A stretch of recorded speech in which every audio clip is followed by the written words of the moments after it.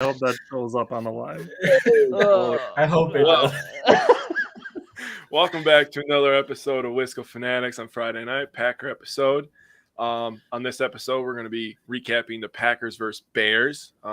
Rodgers still owns Chicago. Nothing new there. And then previewing maybe the last time Rodgers versus Brady, fifth time they'll meet as starters. So that'll be interesting. I just want to give a shout out to one of my friends, a friend of the show, Tyler Wilkins. His wife is going into labor now. So just want to say congrats. Fatherhood is really going to change you, man. You have no idea what you're in for. But it's wonderful at the same time. How was your weekend, guys? I haven't talked to you guys in a while. I mean, it was awesome. We got to meet, Tyler in person. Someone was too cared about his family too much to come see us, I guess. Or something. I don't know. No, I'm like fun. The opposite of Rodgers. I care about my family too much. What an asshole. Yeah. No, it was Green Bay was so much fun. It was pretty much a quick hit and run, like we were in and out, but it was a lot of fun. Yeah, so, I bet great game, great atmosphere. I love the fact that they chanted the Bears still suck. Man, and then Aaron Rodgers poo-pooed on like the stadium person, like trying to hush it or whatever. And then you guys probably, so it was in commercial break, I think, but like they're like offense at work, and Aaron Rodgers like the game is over, so he like hyped up the crowd again. It was pretty awesome. No way. Yeah, so it was pretty good stuff. That's good. That's good. Simon, do you enjoy your trip? Yeah, it was good. Had a fun time in Chicago and drove to Green Bay. Picked up Brian along the way. Did you guys react how I think you would react when you saw how tall Tyler was in person? I think I wasn't surprised. I knew he was tall, but no. After you told me, we're all over 6 foot, so it's not like or right at 6 foot or higher. I'm just like, damn, you're tall. Yeah, Brian is so 5'11" and trying to make himself feel good. I'm so what? 5'11" and a half, baby. Trying to make yourself feel good. Yeah, you round up. This hair adds a half inch. I'm 6 foot, baby. Tyler's wife never wants to be around us. Oh, yeah, that was bad. And we may never be welcome in that restaurant ever again. What did you do? We were just being obnoxious. You know us, bro. Yeah, you know us. Just the way we talk to each other and stuff. Oh, God. And then the way, like, how did it go? Like, we were being obnoxious, and, like, it seemed like the waiter was rushing us a little bit. And I think it was Tyler's wife that was like, she's going to come back and be like, y'all want some boxes? And, like, 3 minutes later, she came. That was me. Like, yeah, Tyler said it. 3 minutes later, she comes back. She's like, y'all want some boxes? And we all just busted out laughing. No way. Like, I tried to hold it in. I was like, oh, my God. We were just having a good time. We weren't being crazy obnoxious. No, yeah, it wasn't. It was your first time meeting, so I don't know. Yeah, whatever. Yeah. No, I'm just joking. She was cool. I'm sure. Yeah, we were just obnoxious. So. Yeah, and then Brian makes a joke. There's like a group of people at the door, like, like overweight people, and Brian's like, yeah, they're probably gonna need a big table, and I'm like, oh my God, you're such a dick. But that's not what he meant. That's not what I meant. They had a big group. but like when you look the over, way you saw their size, you would have thought that's what he was going for. And I was like, but I didn't mean it like that. I meant they had like 6 or 7 people, and we were sitting at a bigger table, so I was like, we should probably go. I didn't mean it because they're overweight, but. Got the size from the mother. It was too funny, man. All right, you can go to any restaurant at any point during the day in Wisconsin. You will see a family exactly like that in every restaurant in Wisconsin. I'm not even kidding. 3 cheeseburgers, 6 large fries, and 3 Diet Cokes. What's up? What up, JR? Oh, I got to meet JR. Shout out to him. I seen him. We randomly had tickets like in the same section. So I was at the end of 128, and he was at the first row of 130. So we were like, he was closer to the field. I didn't know you saw him. Cool. Yeah, we were in the same section, so we ran out. I said, hi to him quick. Yeah. Cool, man. All right, well, we are going to recap the Packers-Bears game that happened on Sunday night that Simon and Bryant were in attendance for, and then we are going to preview Sunday afternoon's game with the Buccaneers. So we are going to start with the Packers offense against the Bears defense from Sunday night. So I will let Bryant talk first. Bryant, what did you see that stood out to you from the Packers offense against the Bears defense? I mean, we just first, obviously the foremost, the run game, and Aaron Jones absolutely ate them alive. And AJ Dillon might have not looked like he had that good of a game, but there's a lot of times he was just being used in the short down and distance, and he was making those plays. but just the run game, the pony package that they're running. The one first, I think it was the first touchdown of the game, which was awesome because I had like a front row view to that one, is when AJ Dillon was out in front of Aaron Jones. Oh, actually, that might have been the Aaron Jones' second pass touchdown that counted as a pass. But if you rewatch the play, they were in the pony package. Aaron Jones leaked out, and then he came back, and Aaron Rodgers did that little quick pass to him, and Dillon was the lead blocker. That was a sick play. Like, that's going to be tough. On that note, Roquan Smith wanted none of AJ Dillon on that play either. No. Yeah. Oh, yeah. He shied away for sure. He's like, oh, no. So, but just the running game was awesome. And actually, Aaron Rodgers, it was almost like he was still a little giddy from getting so much pressure the week prior. And I think he settled in a little bit. And I even though Elton Jenkins didn't play his best game, I kind of attribute that to him getting comfortable, because there's a couple throws early on where he hit I think he hit Dubs low, and he totally missed AJ Dillon on a throw. Luckily, I think there's a penalty on that play, so he got the first down anyway or something. But there's a couple missed throws early on, and then he really seemed to settle in, because I don't think he There had was like much another like incompletions wide for, receiver screen in the flat too that Rodgers Yeah. like had the ball at Dubs' shoulder pad. And I before can't he was even remember turned exactly around. how many incompletions. I think he had like 6 total incompletions. I think like 4 of them happened within the first couple drives, and after that he settled in and was Yeah, just he had 6. Yep. 6 yeah. And he just like I don't know that he had an incompletion or more than 1 or 2 in the second half. So I'm going to defend Rodgers on that pass to Dubs, though, because if Rodgers would have threw that normal, Dubs was going to get killed on that play. So I think that's an awareness thing for Romeo to get like, oh, okay, he's trying to protect me. I got to look immediately, you know? Yeah. So I have noticed that in a couple times, a rookie wide receiver is quick to turn around. But even if he's turned around, I don't know if he catches that, because it was like his back of his knee. It'd be a tough catch. He's got good hands. But the offense looked really good. The offense line is still settling in. We'll see what happens with David, but overall, definitely an improvement. Obviously, it's the Bears. It's definitely not the same defense we're going to be playing this week. It's going to be a whole different game. It was Lambeau. I know you could probably hear it on TV, but that place was loud, like especially on defense after the first drive when we went like all 3 and outs. We'll get to that, I'm sure, but it was rocking. Like, it was super loud. So it was great. We averaged, what I had written down was we had 5.8 yards per carry from running backs. And then,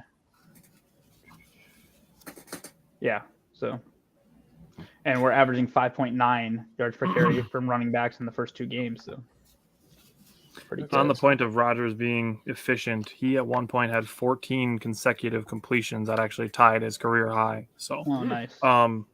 Simon, what did you see from the Packers offense against the Bears defense?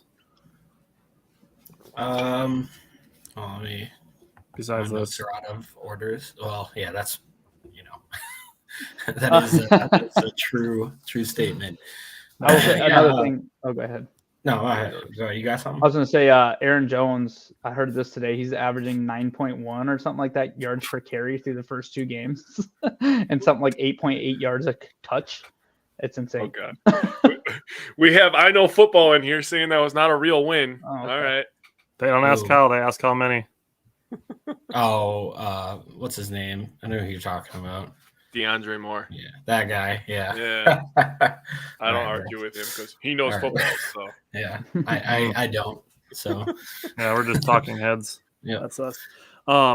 Bryant, on your point about AJ Dillon, I just want to bring up too that while his stats might not look that great, what the thing is with AJ Dillon is he fell forward every single time he carried the ball. Yes, sir. That's what good running backs do. That's what strong running backs do.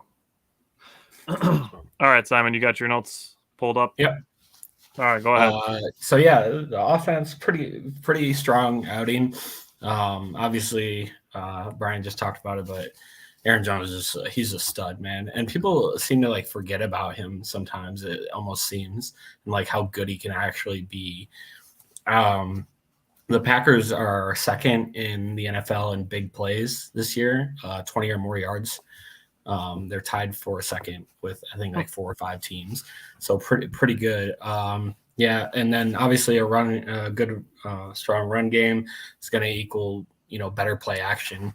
I feel like if we get the run, and we'll talk about this too, if we can get the run game going a little bit versus Tampa Bay, I feel like we're going to be able to get some good play action passes to some of the younger guys. I feel like while we're on the topic of AJ Dillon, I feel like sometimes when I'm watching him, even though he does fall forward and stuff, sometimes when he takes a carry, it almost seems like he just plows ahead to wherever he is instead of like being a little bit more patient on some blocks.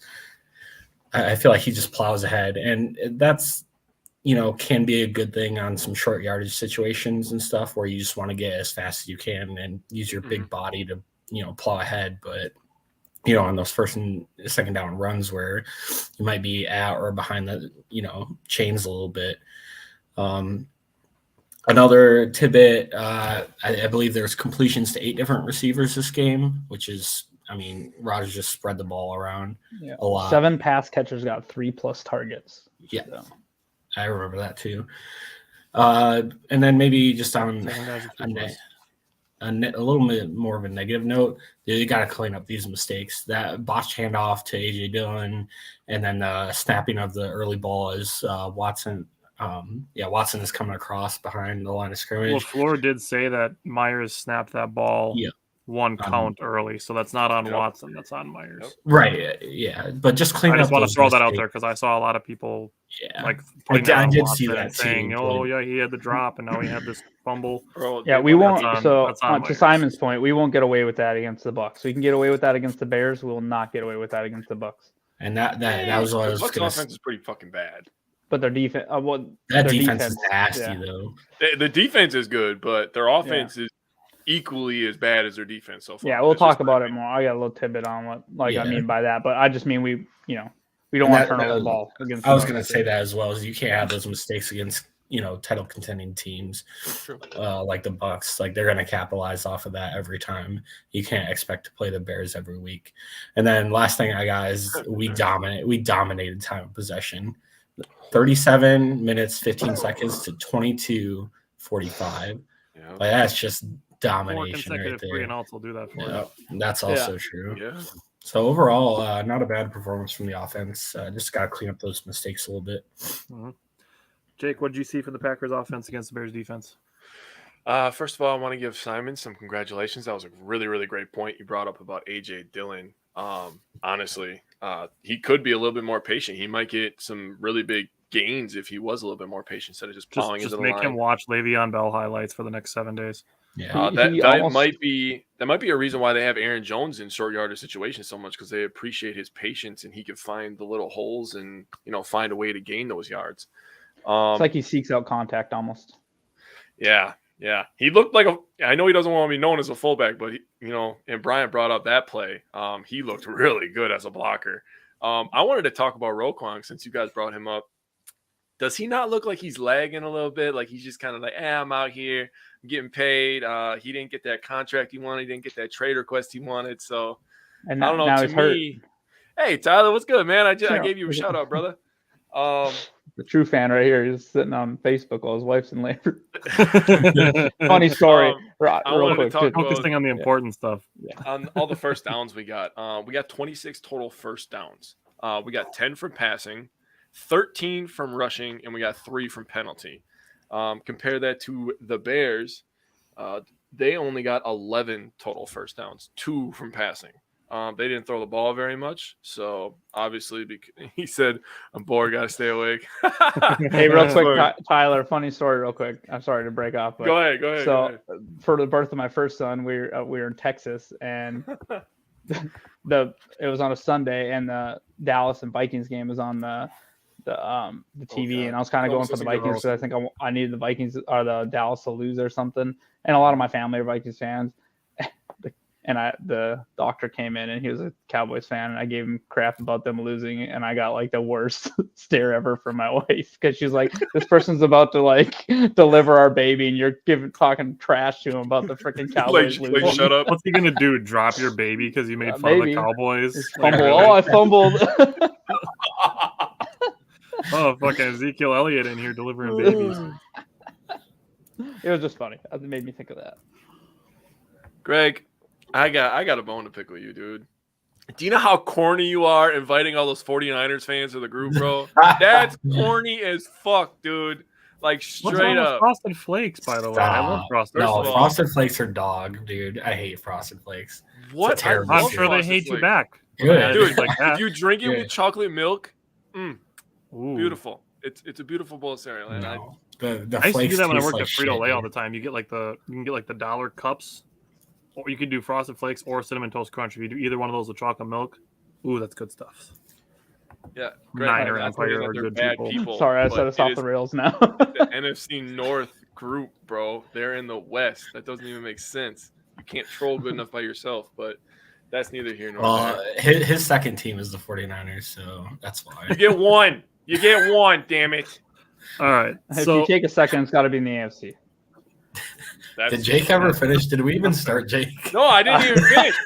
I Sorry. just wanted to give credit for the O-line run blocking well because I think they did an amazing job, not just for Dylan, but Jones, but also for Dylan. But Aaron Jones, to your point about how people may forget about him sometimes, I'm just gonna say they forget about him because Rodgers spreads the ball out so much. So it's kind of like, oh, we're talking about this guy, then we're talking about this guy, then we're talking about this guy, we're talking about Tanya and Watson and Dubs, and then we're talking, and then Dylan, and then Aaron Jones. So it's like we got so many people. We're hearing so many names. That's why maybe he gets forgotten about.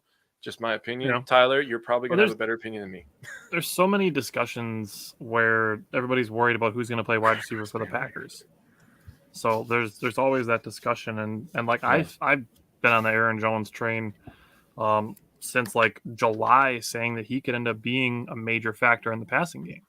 Yeah. So I'm going to keep banging that drum, but I'm sure we're going to talk plenty about Aaron Jones today. But Packers had good balance on the first drive. They got a 3rd and long a couple times. Had that screen to Dubs that went for 20 yards, getting Lazard and Watkins out in front of Dubs, and then having Yosh Nijman pull out block for him too. That was a great play. Lazard got a little banged up. He came back in the first play that he came back in on, the Packers scored a touchdown. So, that's kind of a coincidence. But while we're on the subject of Yosh Nijman, I want to bring up the fact that he has actually been one of the best pass blockers, one of the best pass blockers, one of the best run blockers in football so far. So while there has been still so much negativity as far as David Bakhtiari is concerned, the Packers don't really have a need to rush him back because Yosh Nijman is actually playing well. So 100%. that'll probably be something else that's fair to come back up with that. So I'm going to go to Aaron Jones looking so elusive in this game as well. That's something that hasn't really been mentioned yet, is how elusive Slippery. Aaron Jones looked. Just bouncing off of tackles, slipping through tackles. I want to bring up something that nobody said. Did anybody else notice how fired up Randall Cobb was during this game? No, I did. I think I had like a close view of that catch he made on the sidelines. That was disgusting throw and catch. Like, yeah, he's pretty fired up on it. I think after both of the 3rd down completions, that resulted in 1st downs, like Cobb was like yelling and fired up. Yeah. Like, it's cool to see Randall Cobb show that emotion. Yeah. He's the bear killer.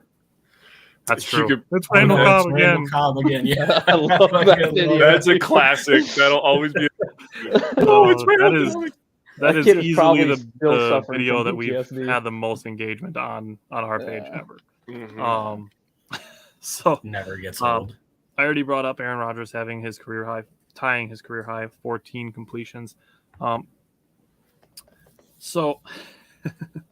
Aaron Rodgers did say the Packers are only scratching the surface with what they can do with Aaron Jones on offense. Sammy Watkins said the deep ball that he got, the 55-yard play, was one of the best plays that he's had in the last 2 or 3 years. Like the other guys said, got to clean up putting the ball on the ground. Keep spreading the offense. It's really cool to see what spreading the offense around looks like. We're talking about, Bryant did mention it, 7 guys with at least 3 targets. Sammy Watkins had 4. Rodgers was very efficient with that. I would like to see the foot on the gas a little bit more in the second half when we're talking about the offense, but ended up not really mattering. I do want to bring that happens if we don't see the fumble and then the botch snap that put his That's what I was going to say. I feel like those 2 plays just kind of hurt what this offense could have done to them. So this is just Aaron Jones and A.J. Dillon, 237 yards. The Bears total had 228.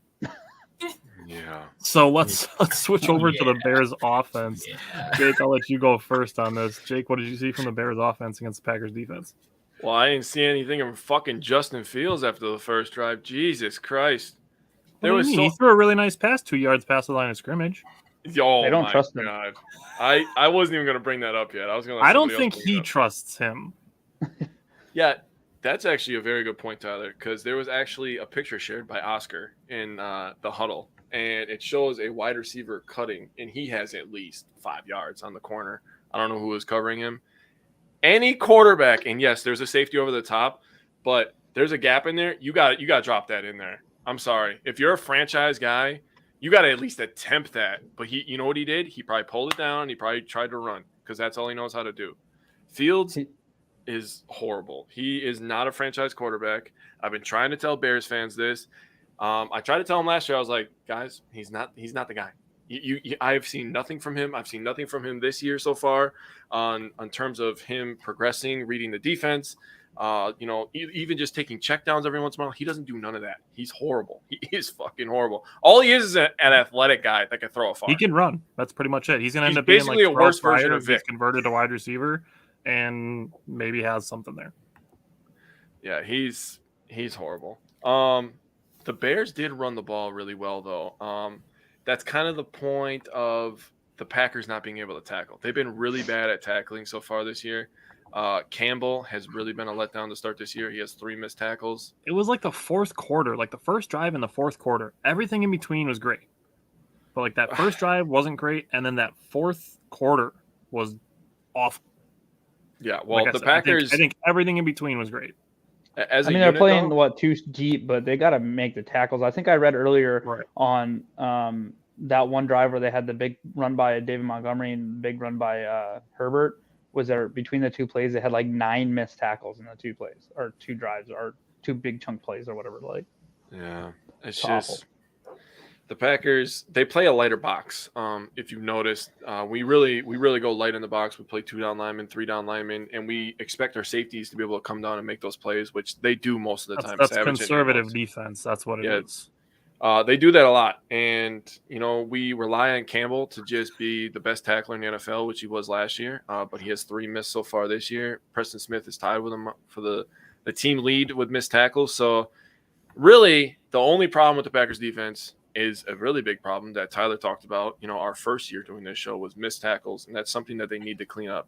Other than the missed tackles, the Bears didn't do shit on offense. If we would have just wrapped them up and held them to minimal gains, we would have had a fantastic day. But holding them to only 22 minutes of time of possession is fucking phenomenal. I will take that every single week.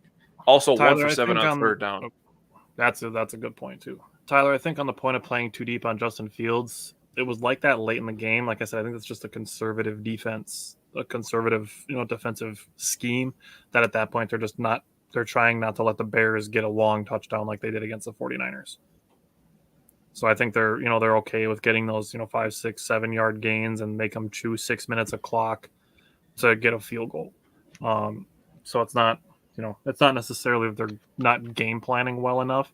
It's just as the game goes on, it's more about protecting a lead instead of staying in attack mode, and that is what I'd like to see more of from the Packers. I don't know, Simon, if you agree with me, but what are your thoughts on the Bears' offense against the Packers' defense?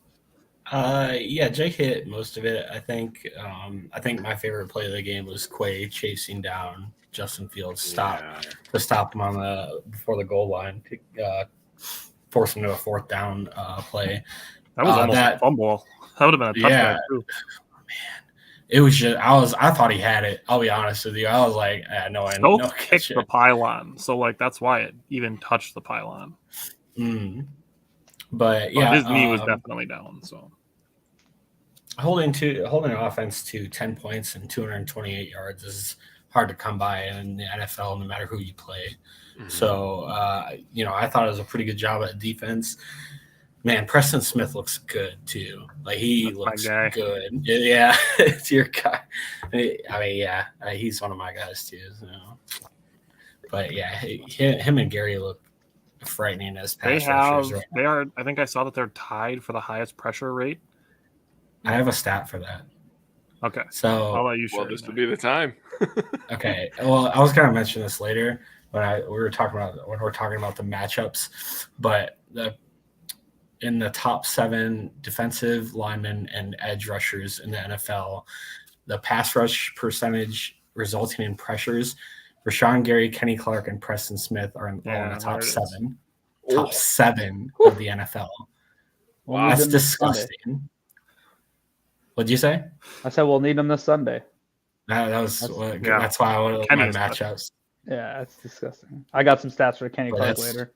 Yeah, he's good. Other than that, the other thing I like too is setting the edge, so Justin Fields doesn't really get out of the pocket that much.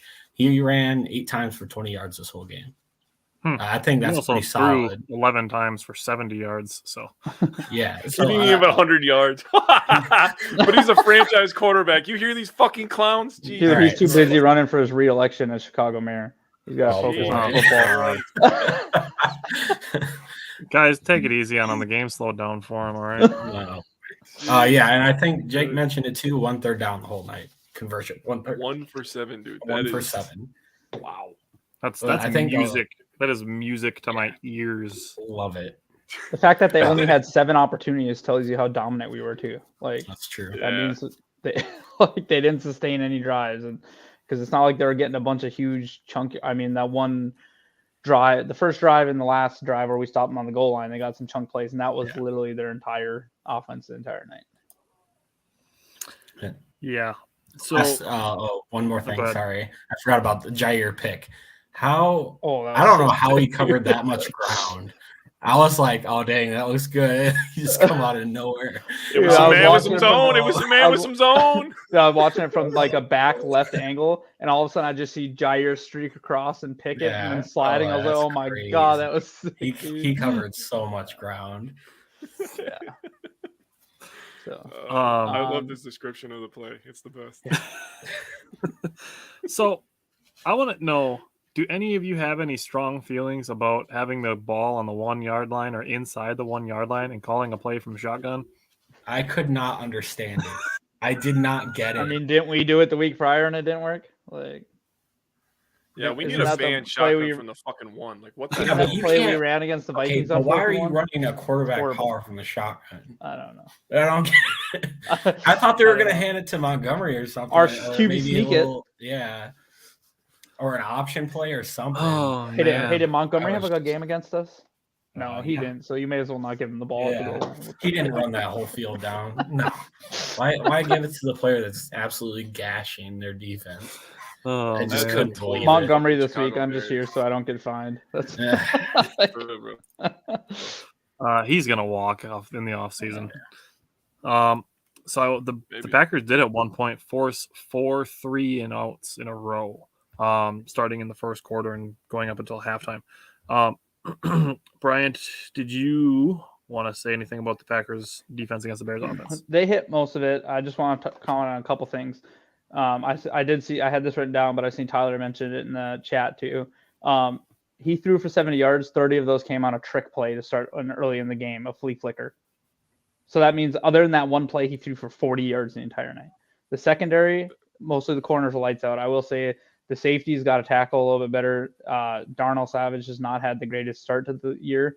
We kind of need him to we need a year one resurgence or something just to get him to that level. He's on a contract year too, so he's got to hopefully step up. Hopefully he plays better. We'll need him. We need to make tackles against Lenny this week. So I'll talk about that. But like I said, the cornerbacks were light us out, and we needed to tackle better. But after that first drive, the Packers defense was like, okay, I guess we should play. And then they just absolutely wiped the floor with them. It was awesome. It was so much fun to watch. Some really funny things that I happened to notice about this game. First one, Darnell Mooney, 1 reception for -4 yards. Rasul Douglas diagnosed that play beautifully. Hey, we have no wide receivers, but both our rookies have more yards than Mooney on the season. Well, they both have more yards than Cole Kmet, too, who still has 0 catches for 0 yards. That's pretty bad. Yeah.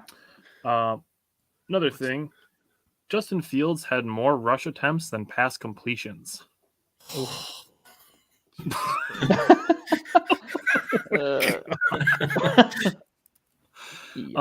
And Justin Fields finished with a 43.8 passer rating. Oof. Yeah. So, But there's you know that. who the fans that are talk the most about Aaron Rodgers' legacy? Fucking Bears fans. And I'm like, you don't even know what a fucking Dude, quarterback is. Why are you if talking I- about our quarterback? If I see one more when Rodgers retires, like, dude, just turn your computer off for the rest of 2022 if that's all you got. Man, oh man. They're probably upset it because is- like the realistic ones realize that Jordan Love, even though he's sitting on the bench, he's at least as good as Justin Fields. Like it's Oh, hard to be easily. as bad as that dude. Yep. Oh yeah. Tyler, the thing is that EQ has 57 yards on the season, and Sammy Watkins had 55 in one play. So, Hey, Fields will have an okay game against the big bad Houston Texans, and they'll start pounding their chest again. Don't worry. and then they play Bears the are Giants. 2-1. after that, Good. You so- guys have like 1 or 2 wins the rest Giants of are the 2-0 season. this year. Yeah, Just that's saying. Okay. Really noted. They beat the Tennessee Titans and the Panthers. Beating the Titans Panthers is are cool, fucking but bad. Holy. yeah, they're underachieving. Titans like are hell. terrible. I don't know Real what quick happened to them. before we I do didn't the think 3 they'd be good stars, this- I want to throw out there that the special teams was actually pretty good. Mason Crosby was good. The kickoff coverage was pretty decent. was Kyle really good. O'Donnell is looking like a stud through 2 weeks. Amari did have one good punt return. He did bobble the other one, but he managed to get back on top of it. Yeah.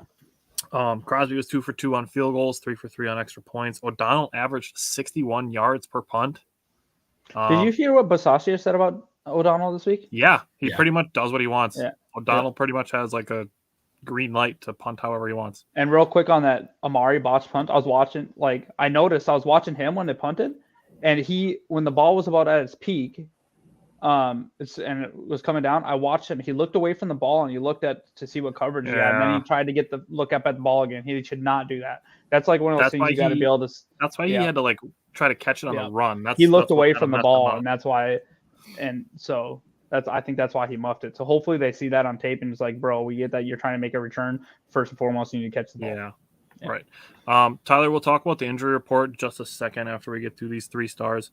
But then the last thing I want to say about special teams is that Dolan Levitt is playing great. He looks great on special teams coverage. yep. So yeah, I really like. I think he had a penalty, but the coverage, I mean, his coverage has been great. So Jake, I'll let you go first. Give me your 3 stars. I have a feeling we're gonna have some overlap here, but that's okay. Just puts more emphasis on them.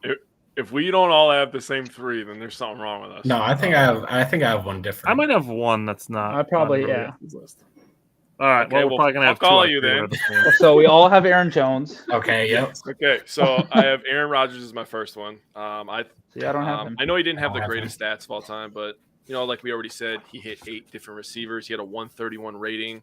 That's just an average day for him against the Bears. And I think he did a really, really great job of audibling to run plays when he saw the way they were lining up. I have Preston Smith as my second one. He had a phenomenal game. I also have 7 Preston Smith. 7 total tackles, 4 solo, 2 sacks, 2 tackles for loss, and 3 QB hits. His 7 total tackles led the team.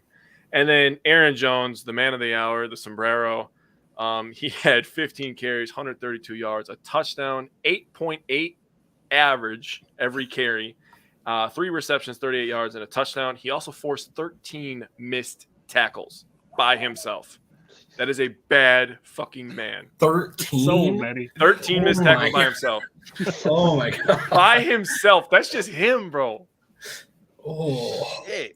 I don't think he went down at first contact once the entire game. He has the second most yards after contact, I think, in the NFL this season. Is what I think I heard that. Something like that, like 5.1 yards after contact or something crazy. He had 83 yards after contact against Chicago. Oh. So I don't have Aaron Rodgers, but I will say there was a couple like vintage throws he made that were really fun to watch. The one where it was early in the game, I think it resulted in a field goal, but the one he threw to Aaron Jones on a 3rd down on the sideline, yes, he kind of yeah. scrambled out. That was a really fun play. And and then to throw to Randall Cobb on the sidelines was just awesome. So on the run, Aaron that's freaking such an Rodgers. incredible hard throw. Why don't you just give us your 3 stars then, Bryant? Yeah. All right, Aaron, that was me butting my way in, right? So obviously Aaron Jones and Preston Smith. My third one, and this was Elton Jenkins, and it's God not damn because it, Brian. hey, I blame thought Tyler. for sure nobody else would have it. And it's not because he played phenomenal or You're anything like that. never- It's just that You're never going first again. Ever in front of me. He went second. Every single He time. went first. No. In front of me. I feel like Okay. every single time we have like the same. It sounds like All right, Simon give saying me he a wants me reason. behind him, but I If don't it's know. the same reason Anyways. I have, I'm gonna be pissed. No, I have Aaron Jones, Preston Smith, and No, not the order. I don't care about the order. underrated Alan He just Lazard. wants to know why. No, He wants to know why you have I Elton want to Jenkins. know why you have Elton Jenkins. Just because he came off of hasn't even been 10 months since he tore his ACL, and he got out there and you can just see his presence like brings comfort to Aaron Rodgers. Like it's just the fact that he's back on the field, and a lot of people are like screaming like, I don't want to say maybe this is gonna like motivate Bakhtiari to get out there a little bit, but I feel like it's just a great, like, maybe a lot of things they're talking about is like mental health in sports, and like, so maybe Elton Bach will see, hey, Elton got out there and he did it. Maybe I can get out there too. I know every ACL tear is different position, everything. Also, Elton Jenkins, he only played 30 snaps at right tackle before this game, or something like that in his whole career. This was his first career start at right tackle. Elton And he Jenkins got is out there. a freak. He gave up the 1 sack, but just the comfort level that he brings and the fact that it meant that Hansen was no longer on the field, that's a win. He had the did I one get you at the sack end there? that he gave up, I and he didn't had get you one at the end there, penalty. Simon. That was exactly my reason. I was like, that was why he's giving me 3 stars. Simon, I'll let you go first for the underrated performer when we get there. I'm assuming your 3 stars were all named. Mine all were, but I have a couple other things. But that was the reason too, is because they allowed Newman to be on.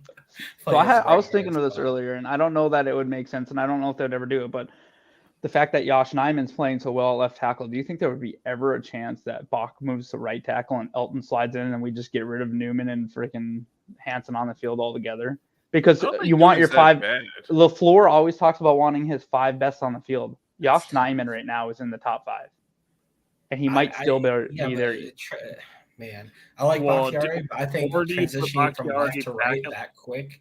Or do you put Bakhtiari back at left tackle where he's got his bread and butter, put Yash at right tackle, and then I think they've said Yash is pretty much locked in at left tackle, like he was not good at right tackle. Well, then he's going to be a backup. That's just the way it's got to be. Yeah, but that's a good backup to have. That's a good trade. Yeah. Right. I mean, Especially have Newman 2 is guys coming off of serviceable. ACLs. So yeah.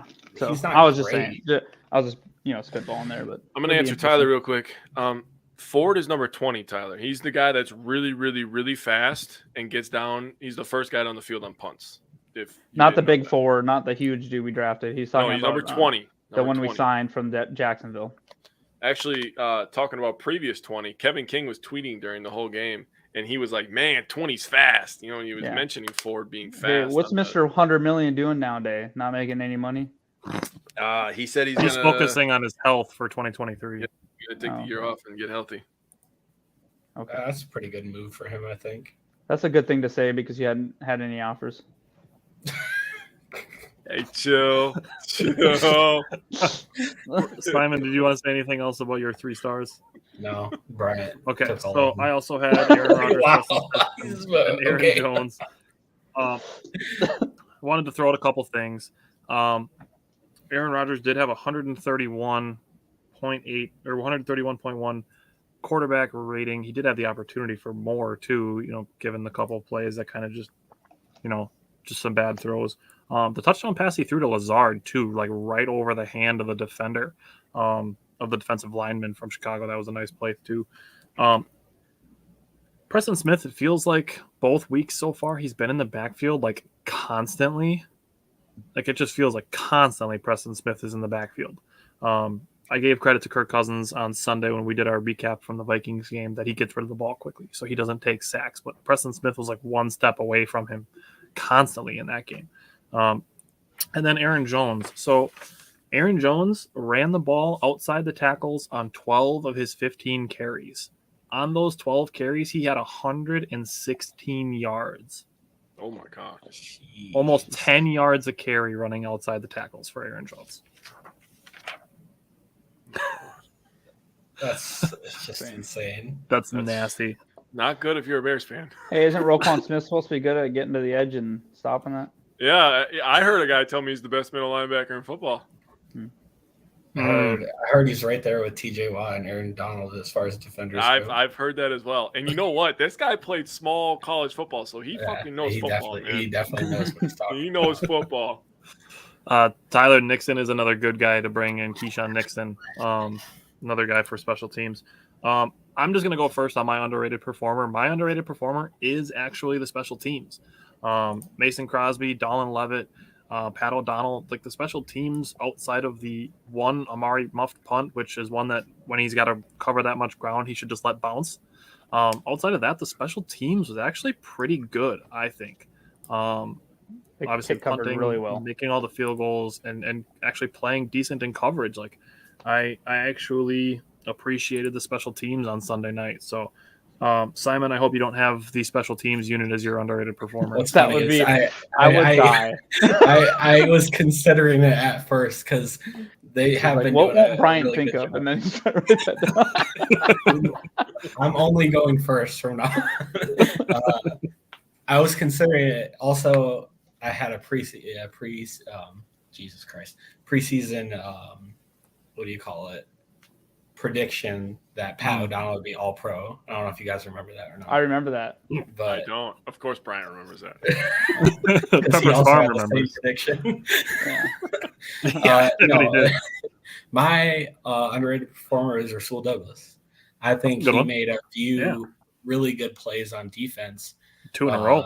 2 in a row. I which remember were- that. Was He had a tackle for a loss, and Yep. then Like the another one right at the line of play scrimmage. Yeah. to Montgomery where he just absolutely avoided the block to just make him sit down. It was really weird to watch him just like the offensive lineman or whatever just whiff on a block, and he just like crawled underneath it. And he just sat down. It was really funny to watch. But Yeah, he's that's a smoke my guy. EQ on that one play, I think. Yeah, that too. Yeah, So he's Rasul my guy Douglas is this a good week. one. Brian, who was your underrated performer? So, I mean, he got the touchdown, but mine is Alan Lazard because he only had 2 catches. But the one was a touchdown, and the other one was, look at Jake's face. I think I took it from him. Yep. And the other one was a first down. But just once again, like kind of within the same realm as Elton Jenkins, just being out there, it's a little bit of a comfort for Aaron Rodgers, I think. Like he's like, okay, we're getting some of these people back, and just he probably took their best defender. It was hard for me to tell like in person live, you know what I mean, what all the lineups are and all that. But just the first down that he got, and then on a third down, I think it was like 3rd and 9 or something like that, and then the touchdown. So it was nice to see. Sorry. It's all good. I had 2 people. I had to decide between Gary because I think Gary's been pretty good. I know expectations were really animal. They were sky high for him, but I still think that he's had a very good start to the season. He's on pace for 17 sacks. I'll take it. Hey, that was my prediction. I did pick Lazard for the 2 reasons that you said, but also his blocking in the run game is just next fucking level, dude. Yes. Him being out there allows us to run the offense that we all thought was going to happen when we looked at this team in the preseason. We're like, no Devontae. Okay, well, we're going to spread this bitch around. We're going to run it right down your throat. Alan Lazard allows that to happen. He's very, very important piece in this offense, allowing us to run outside the tackles. He's going to be very important this week. They got 2 great middle linebackers in Tampa, so Alan better Lazard, than Roquan. Both of them are better than Roquan, Bears fans. Both of them are better than Roquan. Yeah. Alan Lazard, Christian Watson, and Sammy Watkins, and Mercedes Lewis on the field for running plays is a problem for the defense. Yes. Hopefully we get Watkins. Did you guys back notice and too Watson back. that when Dylan and Jones were in the backfield together, they both kind of ran that wheel route kind of thing, and they did it interchangeably. That is something that LaFleur said in his press conferences. He brought it up specifically that everything this guy can do, this guy can also do. It's just that there's certain things that each of them do better. So like Aaron Jones is obviously, he's the more elusive one. Back when we used to have Josh on, he always called him the human pinball machine. Yes, he did. And then obviously AJ Dillon is the stronger of the 2. So it's the Thunder and Lightning, but they're both capable of being in the situations, whether it's running or passing, and both capable of making plays in all of those situations. So it's really cool to start to see that dynamic. That was actually one of my matchups that I was watching against the Bears defense, was just seeing how this running back split was going to go, getting them more involved. So it was cool to see that actually come to fruition. Yeah, and the touches from week 1 to week 2, for like we talked about on the show last week, is getting both those guys involved, and it seemed like that was the game plan. Like Matt LaFleur said early in the week, was getting both those guys the touches they deserve on this offense. My Simon Says was 125 scrimmage yards for each, so that would have been 250 between them. They had 237, so I was pretty close, even though Aaron Jones had most of it. Yeah.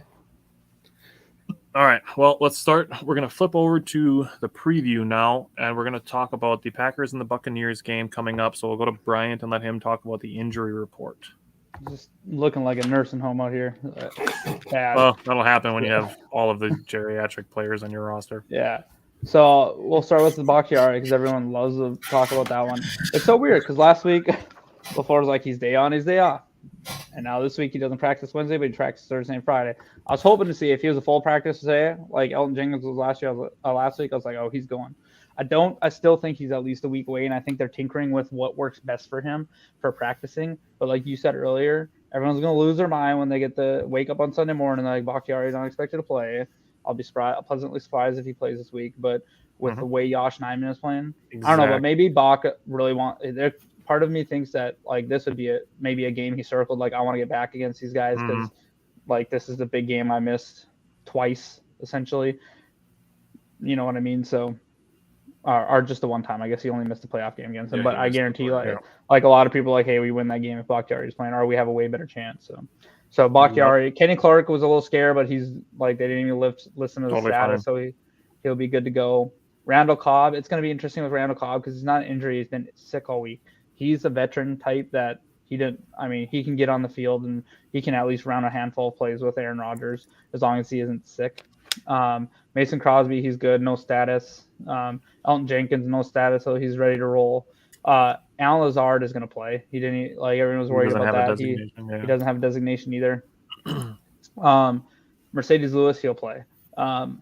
Sammy Watkins, I'm wondering if he pulled it in practice because I didn't see anything during the game. Did you guys see anything on TV during the game? Because I didn't see anything. No, so, I don't think so. This is kind of the script with him, unfortunately. Yeah. His is hammies. So hopefully it's just a 1 week thing. They're like, okay, let's hold you out and get you back. But hopefully that's the case because he had kind of started. He's our leading receiver right now or whatever. So, it'd be nice to get him back on the field. Christian Watson, now there's some weird stuff happening because I could have swore I seen, and Simon, we were talking about this before, I could have swore I seen that he practiced today, but they don't have a designation on him. Now, if he didn't practice today, with the fact that he's a rookie, I don't think he plays because he doesn't, practice is far more important to him. I'm hoping that he plays and a week up, but I'm not very optimistic about him playing. We'll see. But if he did practice some today and they're just kind of like, well, he didn't do this part, so we put him as do not practice, and they're just, a little bit of gamesmanship, that'd be fine. If he doesn't play, we're gonna need. I have a feeling we'll see Jabal and Whitfrey called up either way, and then Dubs. This might be chance for Dubs to get some more snaps. Just real quick on that.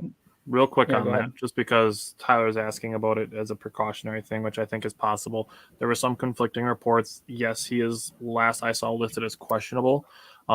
Just because you brought up Romeo Doubs, I wanted to touch on that because I have it written down. So with Watkins out, Watson questionable, Lazard's going to play. Matt LaFleur did talk about in his press conference that they are anticipating an expanded role for Romeo Doubs. So I wanted to make sure he said he's ready for it. So yes, so I wanted to make sure I put that in there while you were talking. When I heard him say that during his press conference, I was like, oh, I have a feeling at least one of these dudes is going to miss, and it sounds like there might be two of them because I'll be surprised if, like I said, Watson doesn't have the experience yet to go out there without practice, and maybe they have a package for him and they're conservative with him. He doesn't play a full package of plays, so. Especially with thinking about hamstrings going into an area. I don't want to take Jake's thunder, but it's going to be hot, so dehydration will be a problem. So they got to be careful, and that becomes an issue with hammies. So now Tampa Bay's is actually somewhat it's longer than ours. Brady's finger, I guess, is hurt. Whatever. Good for him. I'm not even going to touch that. Levante David just got rest today. Carlton Davis, he'll play. Leonard Fournette, questionable, but he'll play. Russell Gage now is an interesting one because he was limited, and then he didn't participate today. Maybe they're like, hey, we have no wide receivers, so we just need to rest him so he doesn't do anything, but he does have a questionable status. Chris Godwin is out. Obviously, Mike Evans is out. Hainsley is going to play. Get his ass whooped by Kenny Clark, too. Yeah. Hakeem Hicks is out. Julio Jones is questionable. He's going to be a game-time decision. Shocker. Yeah. So, and then Cade Otton, their tight end, he has some, I don't know. He's a rookie. He's got some personal stuff going on. He's doubtful. Rashad Perriman, also questionable, but I think he'll play. And then their tackle, Donovan Smith, I think they thought he was going to play, and he was limited yesterday, and then he did not participate again today, so he is doubtful as well. So they're definitely banged up. If Julio Jones doesn't go, Cole Beasley. Yeah. Tim said in the comments, I'm not ready for talked about Cole Beasley. He's not a guarantee that he plays either. Because Todd Bowles, the only thing that he said about Cole Beasley is that he could maybe be ready to go. Yeah.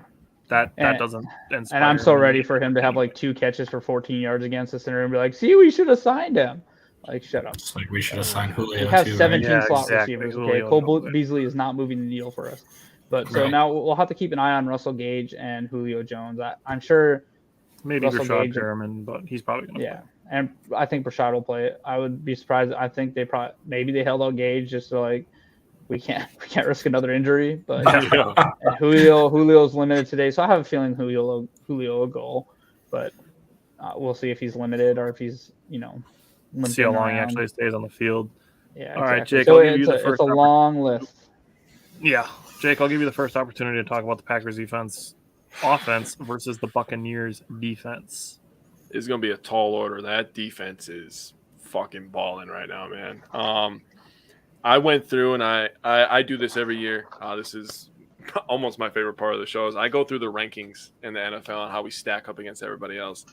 We are 11th overall in total yards, 20th in passing, 6th in rushing, and 23rd in points. I mean, obviously, we didn't have 9th in total yards as well. Yeah. Defense, their defense is crazy. They are 5th in total yards. They are 8th in pass yards, 9th in rush yards, and 1st in points. They give up 6.5 points per game. They're 1st in sacks too. Yeah, they get those linebackers Brady has in the a top middle. 10 defense. Shocking. Brady has the best defense in my opinion so far this year. Yeah, Maybe that the defense Bills. But Ravens have been underwhelming. That's for fucking sure. The Buccaneers defense is it's gross. It's legit. It is disgusting. The way to attack them is not the way that we attack the Bears. We are not going to be able to run outside the tackles, go sideline to sideline. Those linebackers will chase us down if we do not get a hat on them. Even if we do, they're very good at getting off those blocks and making a tackle anyways. The way that we are going to have to beat them is run straight at them. It's just like in basketball. Tyler will know this. We played a lot of basketball together. The way to negate a good shot blocker is to go right here into his chest, because then you take away all the airspace. So Giannis, when he doesn't block shots, they go into his chest and they take that away. You give him the hit, he can't swat you from behind. You allow Giannis to get space and time you when you're going off of your layup, that motherfucker's going in the 5th row. I promise you that. So the way to negate a good linebacker, or off the backboard, is to go right at him. We're gonna have to go a little bit more between the tackles, but we all know Matt LaFleur. He's gonna run some tosses and it's gonna look like shit. I'm just predicting that already right now. He gave the disclaimer in his press conference too. He's like, those 1, 2, 3 yard runs, they might not look great on the stat sheet, but they are important to set things up. Worked. We'll take my them all first this note week. is literally, this is going to be an ugly game. This is going to be a fucking grind, man. This is going to be a grind. I don't care what receivers Brady doesn't have. He does a lot of dump offs, so he'll figure it out. I am predicting a low-scoring game. We're going to get to score predictions later. Head and heart. We're doing 2 score predictions now, so everybody knows. But that defense is a tall task. Rodgers is not going to be able to just sling it. That's All right, Bryant, what are you looking for from the Packers offense versus the Buccaneers defense? Yeah, Jake hit the nail on the head. It's going to be the dink and dunk kind of game, and we have to, no matter how ugly it is. I wrote down we must stick with the run. We have absolutely it serves a couple purposes, right? It's going to be hot as hell down there. It keeps their defense on the field, hopefully, and it keeps ours off the field. We need to try to break even on time of possession. And we absolutely need to protect the ball, like we were talking about earlier. This isn't a game where we want to. I'll talk about it during the Tampa Bay's offense part, but this isn't a game where we want to give their offense short field because we're letting their defense force turnovers. And Aaron Rodgers has struggled in Florida. He's like 3-5 in his career in Florida with 11 touchdowns and 11 interceptions in 8 games. So he's throwing something like 6 career pick sixes, and I think 2 of the last 3 or something have been at Raymond James Stadium. So he's struggled there. So I don't want to say take the ball out of your best player's hand, but this is where we got to make them stop Aaron Jones and AJ Dillon, because actually that defense, how vaunted they are, they have allowed 4.5 yards per carry this season so far. So we need to run the ball. Mm-hmm. So if we let them stop the run with a light box, we're in trouble. If we're letting them, That's what happened in the 38-10 game. Exactly. So we need to. I know their linebackers are great, but that's where we're going to need Lazard and Mercedes Lewis to get a hat on a hat and make some blocks. Robert Tonyan in there too. Yeah, we got to break a couple runs. If we can break a couple runs earlier in the game, or at least I would love for us to start with the ball and have one of those 12-play drives, even if it ends in a field goal, where we just run the ball. That'd be huge for us. So really, 7 it's just o'clock. We need to avoid 3rd and long. Quite simple. Yeah, that's pretty much what I'm looking for. On your point about the Buccaneers allowing 4.5 yards per carry, they allowed 5 yards per carry last week. Mark Ingram had 10 carries for 58 yards. Mark Ingram's not wowing anybody with his athleticism. He's pretty much a north-south runner. So I mean that's pretty much kind of sets the blueprint for how the Packers need to start this game. New Orleans actually outgained Tampa Bay in yards last week. Just basically came down to Tampa Bay getting 6 sacks, forcing 3 interceptions and 2 fumbles. That is way too many mistakes to be making, and then to still only lose the game 20-10. Yep. Basically, all of those turnovers set up Tampa Bay points. So that being said, like I said, New Orleans did outgain Tampa Bay in yards. So there are yards to be put up. I mean, it's just going to come down to balance for me, because it's not just try to win this game by only having Rodgers throw the ball 15 times Justin Fields style, but it's going to need to be that balance, getting the run game going and then just setting up some of that misdirection, like that screen to Dobbs last week, where he had Watkins and Lazard, and then they got Nyman out in front of him. If the Packers can get some plays like that set up and make it so that they're playing outside the hash marks and kind of negate those linebackers, that's something that could really benefit the Packers. Simon, what are you looking for from the Packers offense against the Buccaneers defense? You guys hit a lot of it already. I guess if we're doing a thing, or just the key to this game is just the offensive line has to win. Their pass rush is nasty, like you alluded to earlier. They have 10 sacks on the season in 2 games. Vita Vea, Devin White, and Shaq Barrett are a handful. If we want to win this game, we got to stop those guys from getting to Rodgers. Give him a clean pocket to throw to, and like Jake said, this is gonna be probably a dink and dunk game.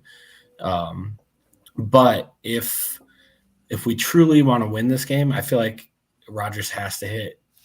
And this is all predicated on Christian Watson playing. But I feel like he can get behind their defense if you give Rodgers enough time. And Christian Watson, I know I'm asking a lot here, but Christian Watson catching a deep ball. I feel like we can win this game. He's going to play. He's from Tampa. His nickname's literally the Tampa He Tornado. said he was looking forward to the game. So you said that he probably won't play. I think he's going to play. Maybe I didn't see that he was looking forward to the game. So I hope so. I really hope so. I think Packers.com came out with that. I do agree with you that the Buccaneers defense can be gotten behind. Chris Olave did have a 51-yard reception that he made and then fumbled. Yeah. So there is opportunity to get behind that defense. So There was a couple times Olave was behind him and Winston missed him too, I think, if I he remember right. overthrew him like 2 or 3 times.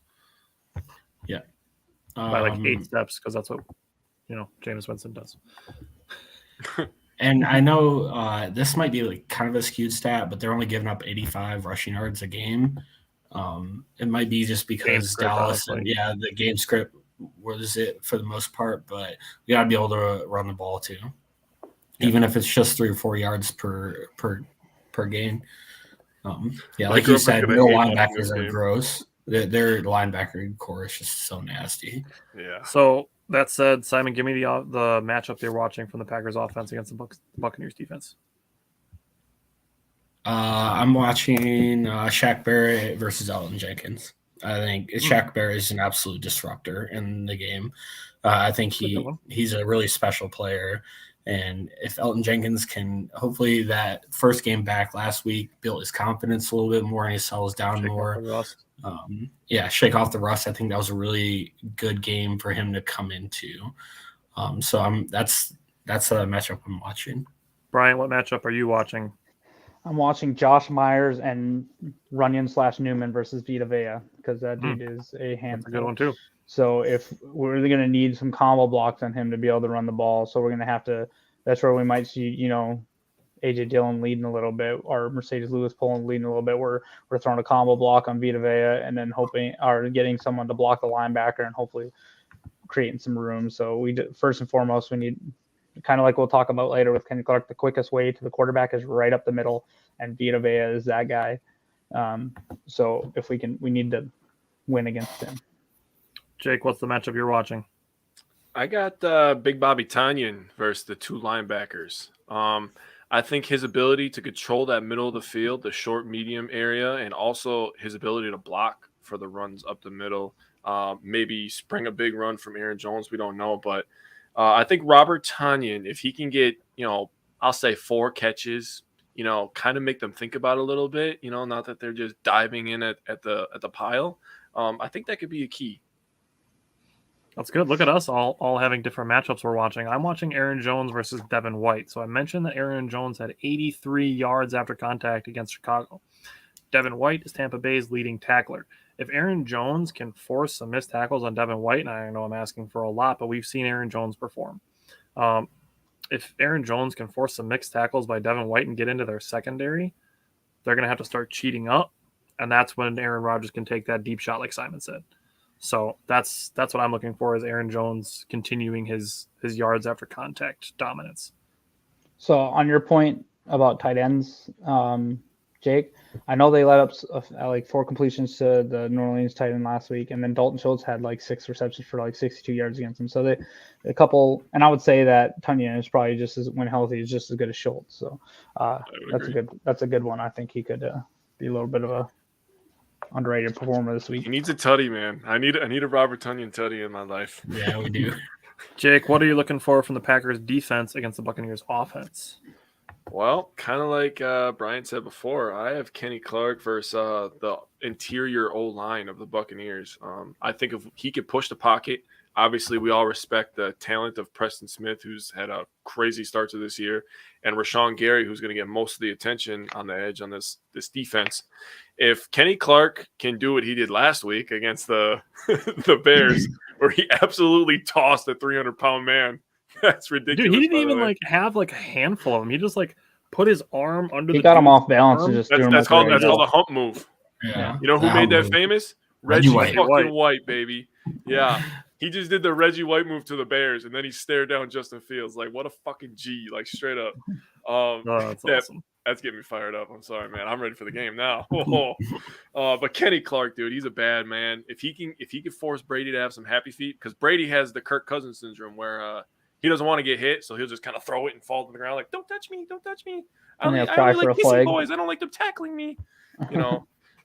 If Kenny Clark can get in the backfield quickly, also he's going to be key on those runs up the middle with Leonard Fournette. That's a good point. Is there anything else you wanted to say about the Packers defense against the Buccaneers offense, or about the matchup you're watching, I'm assuming?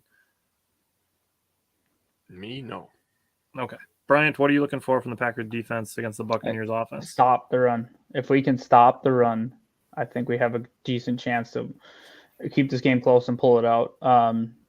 If we cannot let Lenny Fournette run all over us because we've already talked about it. Brady's wide receiver core is beat up. This is a game where I'm hoping I get we play zone defense, but this is let's load the damn box and let our cornerbacks show what they're made of and make those. Julio Jones is a great wide receiver, but he's not as like he once was. This is in But 2016 Julio. So exactly. Right. So I feel like you could match up. I know we're not going to do it full the game, but I hope if we're getting beat in the run, we load up that box and be like, okay, beat us with Julio Jones and Russell Gage and Cole Beasley. Yeah, and Rashad Perriman. I like Douglas Stokes and Jair against all those wide receivers. So hopefully, if we're struggling to run the box, we're not scared or slow to adjust like we were week one. Where week one it was hey, don't let Justin Jefferson beat us. This week it's don't let Lenny beat us. If we can get them in 3rd and long and we can rush the passer, they still, even though they're beat up, they still have. I think Brady's only been sacked 4 times on the year. He was only sacked once last week. Or 3 times on the year. So, but Kenny Clark, if he can get up the middle, Brady will get happy feet. Not too long ago, he threw us 3 or 4 picks or whatever it was in that game. He might throw them up. So we'll see if we can. If I want to get him in some 3rd and longs and make pin our ear back and press those corners and make them beat us. I want to address Tyler's comment real quick because he brought up that I think we make Brady beat us. Yeah, which is crazy to say, but it is. It's true though. So Leonard Fournette carried the ball 24 times last week. Brady was only 18 of 34 last week. He had a lot of incompletions, and he was only sacked once. So you basically put the pressure on him, and that's. I want to bring this up too. Everyone loves Tom Brady and talks about how great he is and that he's winning because of great Tom Brady. The offense put up 10 points last week. The defense had a pick 6, and then they had another interception in New Orleans territory. The Bucs offense came out and put up 0 yards, and they kicked a field goal. I'm glad you brought that up because Tampa Bay 10 points came from their defense. I'm glad you brought that up because they scored 17 of their 20 in the 4th quarter, and all 17 of those came off of turnovers. Yep. And if you we were watching, and I know I don't like to blame the refs or whatever, but there were the touchdown throw to Rashad Perriman. There was 2 really ticky-tacky penalties called against the Saints to continue that drive. So they kind of got lucky in that fact that those were called, because I believe even announcers were oof, I don't know about that. And then it was almost it was a good throw, but if you go back and watch the play, kind of almost like a prayer shot. I hope I hit him. So, and New Orleans has a really good defense. So I feel like we can play at their level. If we can hold them, it's going to be a low scoring game. We need to keep it low scoring. If we let them run, if we let them put up a bunch of points, we don't have a chance. Simon, what are you looking at from the Buccaneers offense against Packers defense? I don't know what else to say. I got a couple more things. Yeah, that's pretty much mostly what I had. This week's. I don't. Obviously, none of us here sit here and cheer for injuries or we're happy to not see players on the field or whatever, right? But this week is all about opportunity, right? With the amount of injuries that are piling up on Tampa Bay's roster, we shouldn't take that. They don't for ask granted. how. They ask how many. Yeah, exactly. And kind of evens out with our injuries too. I agree with Simon. If we can take advantage of this, because this could go very long way into deciding seeding in the playoffs. Yeah, so we have to take advantage of the matchups that are given in front of us. That O-line is beat the hell up. So if we, like Bryant said, if we can catch them in a couple 3rd and longs, and we can get our pass rushers to pin their ears back and go after Tom Brady, it's gonna be a long day for Tom Brady in theory. And then just stopping Leonard Fournette. But Brady's still a pro. He's still gonna find ways to make stuff happen. He's just obviously a generational player. And then just the D line has to step up. Yeah. That's all I pretty much have. We need to break in his career. We need Brady to make Brady's day just as long as Aaron Rodgers' day is going to be. Yeah, Brady actually in his career has been susceptible to blitzing straight up the middle. So funny stat on that: the Packers haven't blitzed once this year. What? No fucking way. Yeah. I saw it earlier, and I was like, no way. Bill Watch and Wait, someone with look like up. 20 about it. They haven't blitzes this blitzed game. once this year. Isn't that That's- insane? yeah. They're holding it back for a reason. That's what I really Oh. think. I All was of their surprised pass when I rush has saw been that. generated from the defensive line and the outside linebackers. That's crazy. Well, they did talk about how they like their defensive line, and they think highly of Rashawn Gary. Wow, that's I don't know if we'll insane, see actually. it this week against Brady because it's Savvy, but maybe we'll hold it back That's for like our second exactly game what against Bill Justin Huber wrote. Fields. Justin Huber from Fields Sports and like Illustrated so wrote about Justin that. Fields only throws for like 6 yards against us next game or something. Like we just blitz him the entire game.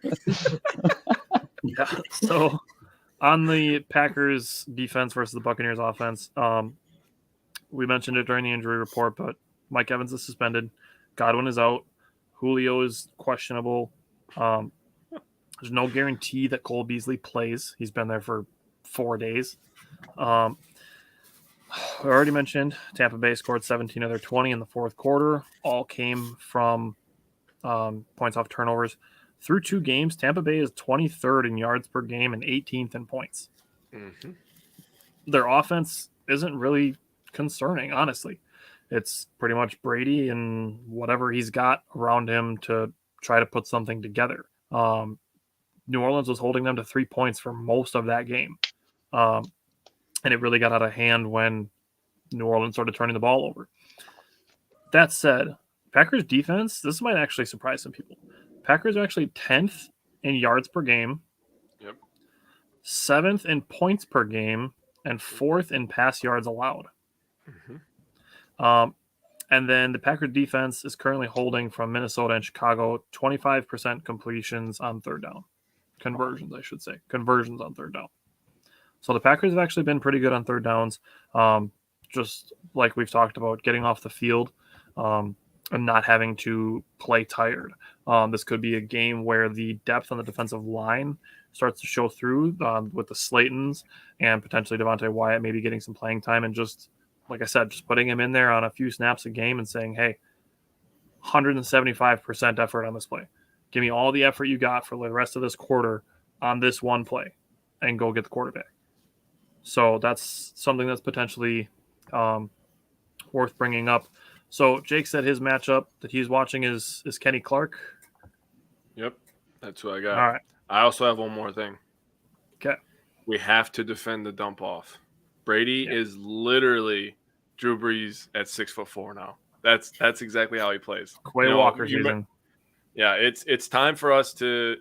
Yeah, honestly, I might just take Quay Walker, put 7 on 7, since they're both number 7, and then just let them just spy him, basically. That's maybe where Rasul Douglas could make a mark on this game, actually, too, based on the way that he played against Chicago last week. Please fucking tackle. That's all I'm going to say. Because I started yelling at my TV last week, and now my daughter is watching me, and she takes her little baby hand and yells at the TV when I yell at the TV. That is awesome. I love that. It's not good for me. Train them early. Bryant, what's the matchup you're watching? So funny enough, Jake said that I'm watching Fournette versus Devontae Campbell and Quay Walker because I think the Bucs, like if they beat us because Tom Brady comes out and throws for 300 yards to those wide receivers, whatever, hats off to them. Don't let Tom Brady don't let Fournette beat us. Slow down the run and make him get into long situations. And with that pass rush, make it happen, right? So I'm also Campbell and Walker on Fournette is a big one I'm watching. Make your tackles. You can add Darnell Savage into that. He's going to need to make a tackle. And then the other one, I kind of want to see Gary versus Wirfs just to see if Gary can win against them once or twice. He can. Just because it's a good battle. That'd be a very good battle. Simon, what's the matchup you're watching? That was pretty much what I was gonna say, Brian. But that's cool. Sorry. Which one? The second one? Did I steal you with my second one? Yeah, I was gonna say Rashawn Gary. I'll get you on the next. My bad. I won't say it next time. I won't throw in my other leg. But yeah, I'm the only one that is watching a secondary player. I'm watching Brady versus Jair Alexander. So it happened last week. Like I said, New Orleans was holding Tampa Bay to 3 points for most of that game. Brady's out there throwing tablets and shit because he's so pissed that he can't get the offense moving. He's a competitor. And he goes and gets He's in to Marshawn blame for Lattimore's Mike Evans' face. suspension. Exactly. He goes and gets in Marshawn Lattimore's face. Marshawn Lattimore didn't go to Tom Brady. Brady went to Lattimore. And then Lattimore was obviously chirping back at him, and then Mike Evans comes out of nowhere and fucking John Cena's him. And people are like, "Oh, it's a conspiracy for the Packers because John Runyon's dad is the one that upheld the suspension." Even though Mike Evans has done this shit 3 times. Dude, he comes from behind every time. How does Marshawn Lattimore not understand that at this point?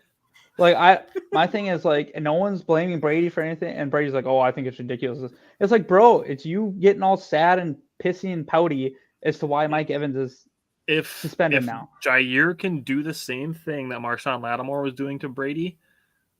I really think the Packers offense is going to be more disciplined than New Orleans offense was, and letting Tampa Bay get back into the game. Did you see who the first person to say something to Lattimore was? Bruce Arians. What the hell is he doing on the sidelines? Yeah, I did see that actually. So he started chirping to Marshawn Lattimore, and then it happened with Brady, and that's when Evans came over. And now everyone's crying that Evans is suspended. Well, guess what? That's Brady. Great leadership because he's not going to fight Marshawn Lattimore. Yep. So who was it? Was it Rasul Douglas in preseason? I was just talking massive amounts of shit. Yeah. Can you imagine that? I hope I don't know. Does Jair talk a lot of shit? Oh yeah, hell yeah, he does. I love Jair, bro. He's always talking. Bro, last week he made a play on the ball, and I saw him moving his head. I was like, "Oh shit, Jair, getting me ready, baby." Do you guys ever watch Jair's interviews? They're fucking weird, bro. He's all got those willies. He's always got those Willy Wonka sunglasses on. I think of Willy Wonka every time he's wearing those fucking sunglasses. I don't give a shit how weird. Those are the best players, right? The best players are like the ones that don't care what people think about him, but they still do the right thing. You know what I mean? But he's like, right. Like he's like Justin Fields saying that nobody in Chicago does any work. Yeah, that was bad. I feel like it was slightly taken out of context too. I agree, but like I don't feel bad for him. Look, if that happens with our quarterback, he farts wrong and everyone says something about it. So whatever. God forbid Smiles in a press conference. I hate shit like that. It's taken way out of context, and that's not what he was, going after. Yeah, I think he was trying to. Never mind. We don't need to defend him to finish his point. No, that's good. Are you sure? Okay. I was waiting for you to finish that. Okay. Here. So weather report. It is going to be hot. 89 degrees, mostly sunny skies. A stray of showers or thunderstorms is possible. Winds northeast at 5 to 10 miles per hour. It's going to be hot. Just run the damn ball. Keep Brady on the sidelines. And if I don't see Brady yelling the word fuck a million times, we had a bad day. I want to see him throw a tablet. I was just going to say over under on 1.5 tablets shattered. He won't throw a tablet again. Quarterbacks? He won't throw a tablet again. But it's classic watching Brady go fuck, fuck, fuck. It's like, dude, what the hell? But you can't ask him if he kisses his mother. You have to ask if he kisses his son with that mouth. Oh boy! Oh my god! Ask him if he kisses his wife with that mouth anymore. No, not anymore. I seen a meme or something that said that. Or it was like, for sure that Lattimore walked by Brady and said something like, hey, your wife ain't with you anymore because she's over at my place or something. Damn. He said something about his wife. I guarantee that. Because I'm pretty sure I saw Brady mouth, fuck you. Yeah. Did he say that? Something like that. I want to say for the weather report, meteorologists suck. Me and Simon are going looking back and forth at the weather all week. And then finally, like when I gave my weather report, it was like, nope, no rain. Granted, the rain was really light, but it still rained during the game. It's gonna rain. I told you. They're like baseball players. They only have to succeed like 2.5 out of 10 times, and they're like Hall of Fame worthy. That's a meteorologist for you. I got the wrong Simon, job. I'll let you go first on the X factors. Give me your X factor for this game. Yeah, it's just I think this is going to come down to whether or not our receivers are going to get open. I know we had talked a lot about their front seven, but their secondary is not they're no slouches either. Carlton Davis and Antoine Winfield are a great 1-2 punch at cornerback and safety. So if our receivers can get open, I think we can win this game. And Rodgers also has to trust them, regardless of if they drop a 75-yard bomb. Targeted Dobbs and Watson a pretty fair amount. I mean, they're the ball around pretty well for the first 2 games. I agree. Bryant, who is your X factor? So my X factor is Kenny Clark. So we've already talked to him a little bit, but he's been on a tear to start the season, and the stats do not tell the whole story, and that's why I brought some different ones. He doesn't have any sacks, but I have seen that. Like we're praising Preston Smith, I have seen that Kenny Clark is essentially like should get credit for those sacks because he forced them outside the pocket. So although people are like, I know Preston's been there back like in the backfield and stuff, but I have seen like a couple of people say, hey, he's played okay, but it's a lot to do with Kenny Clark forcing the quarterbacks outside, and they probably don't want to run to Gary's side, so now they're forcing on the Preston Smith side. That's why the Packers haven't blitzed in the first 2 weeks. So Kenny Clark is tied with Aaron Donald for second in the league with 10 total pressures, and he's also winning on 27.5% of his pass rush snaps. So if you think about that, they probably an average scoring drive is probably you throw the ball 6-7 times. That means that Kenny Clark is winning that pass rush rep 2 to 3 times or 1 to 2 times per drive. So that's pretty awesome to think about. And he has the second highest pass rushing grade in the league, and just behind Aaron Donald with a 91.9% rushing grade. So to go along with that, the Bucs have a rookie at guard, Luke Godke, who has allowed 5 pressures on the season so far, and then their center has allowed 3. So I expect this would be a perfect game for Kenny Clark to get his first sack. Guess what? Because as where Cousins was quick throwing that ball, I know Brady is, and Justin Fields can run a little bit. Tom Brady is a statue. If he comes up the middle like that, like he did where he threw that guy to the side, Tom Brady ain't backing up as fast as Justin Fields did. And Kenny Clark's going to be on top of him, and I'm here for it. So, but yeah, he has 10 total pressures on the season, second to Aaron Donald. So, Jake, who is your X factor? Great start. I have Devondre Campbell. He's going to have to tackle. He's going to have to cover the middle, and he's going to have to help us negate Leonard Fournette. Plain and simple. He has to be the first team All-Pro that we gave the contract to. So for me, I should have set like an over/under on 1,000 a number of times that I'm going to say Aaron Jones' name. He's averaging 9 point. Actually, yeah, probably. He's averaging 9 yards per carry through the first 2 weeks. The Buccaneers have shown some vulnerability in the run game, and Aaron Jones could and should be a factor in the passing game. I saved one more stat about Aaron Jones. The first 2 weeks, he has only been stuffed once. That's good stuff. That's sick. That's good stuff. Like, that's disgusting to think about. That's good stuff. We're coming with some good stats today, guys. I'm proud of us. We're coming with some good stuff. All right, Jake, give me your key to victory. Well, not to beat a dead horse, but like I said before, defend the dump-offs and hold Leonard Fournette down. On top of that, we have to be able to run the ball. I think the run game up the middle is going to be our MO. I know Vita Vea is a very, very good player. Combo block him, like Brian said before, and let's just try to flow to that second level of that defense. If you get to the third level, they still have a very good player in the third level, Antoine Winfield Jr., who can lay the wood. So I think just getting the run game going. I would like to see a collision between Devin White and A.J. Dillon. I think that would be fun because Devin White is just – he's phenomenal. He's a phenomenal young linebacker. And A.J. Dillon is a very, very good young running back. So I would like to see a collision between those two. But run the ball. Let Aaron control the pace of the game. Aaron is very good at that. If he wants to run it, let him run it. If I was LaFleur, I think they did this last week. I'm not sure, but I think they did. Call 2 plays and let Aaron fucking decide when he gets to the line which one he wants. I think he does that every play, actually. Yeah. Like every play. No, he came out and said pass and rush.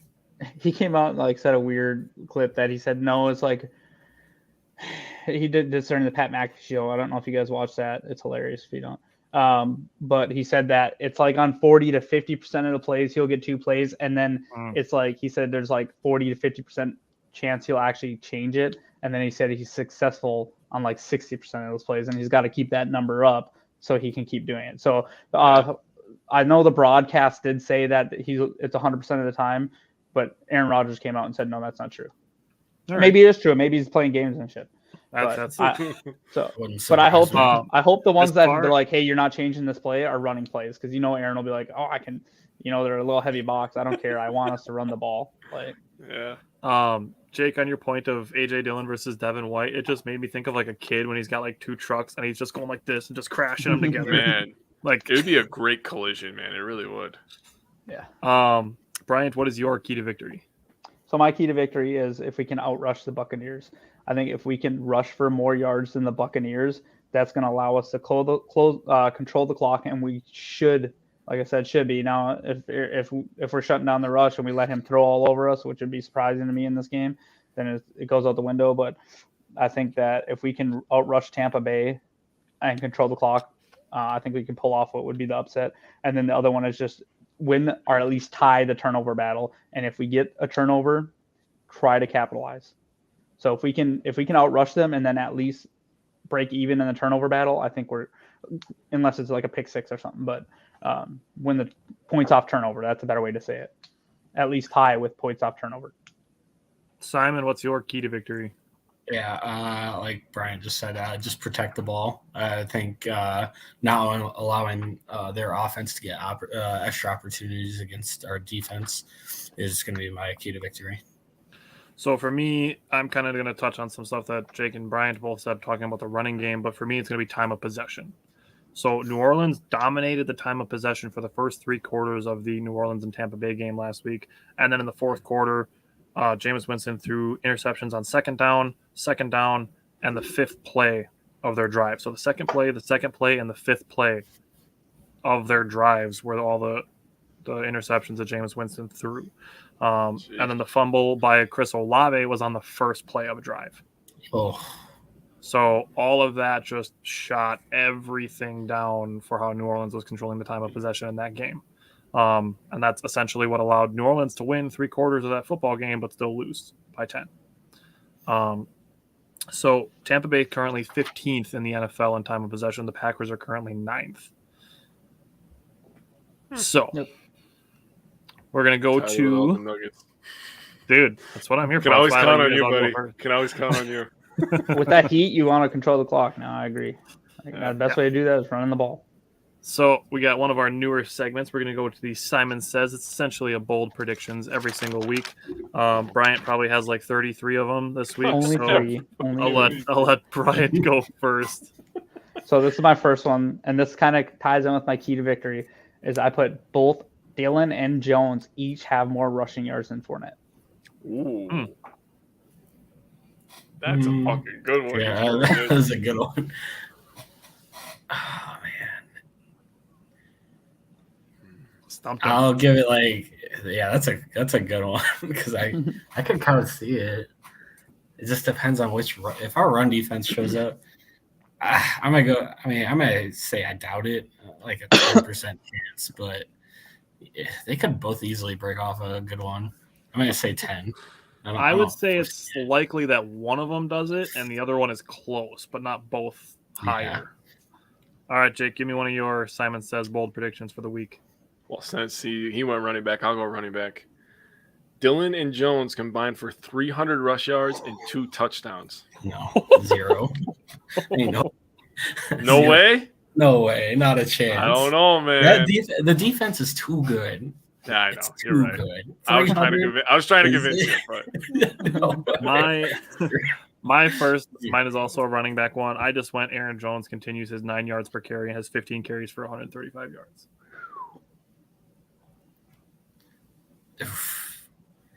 Yeah, it's just too good, man. Like 5, 10. Like that defense is too nasty.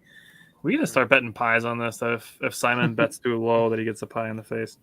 What do you mean? If it happens. If it happens, yeah. Yeah. If you give something like less than a 10% chance of happening and it happens, like you get a pie to the face. Yeah, that's a new rule starting now. Deal. He's just gonna give like 11% on everything he doesn't believe.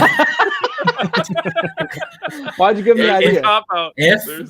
If AJ Dillon and Aaron Jones rush for 300 yards this game, I will come in like what's that? Not Another Teen Movie.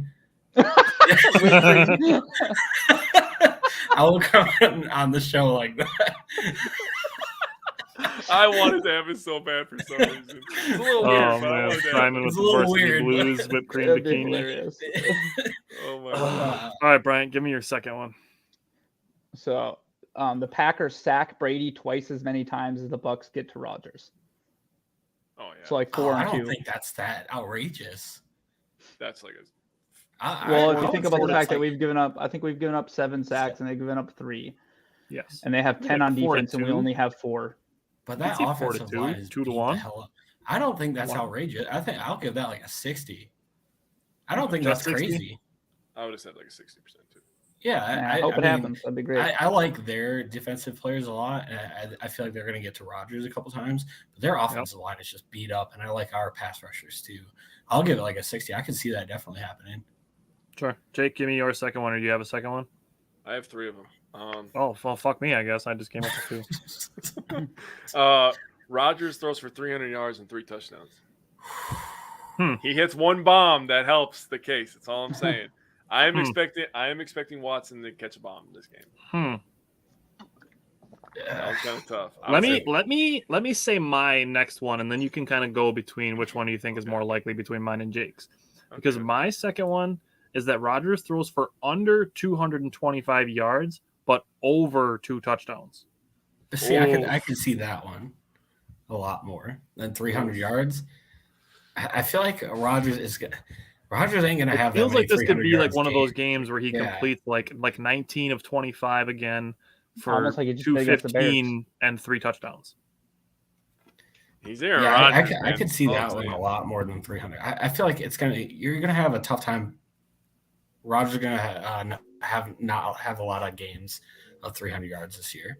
I could maybe only see a couple, maybe 3.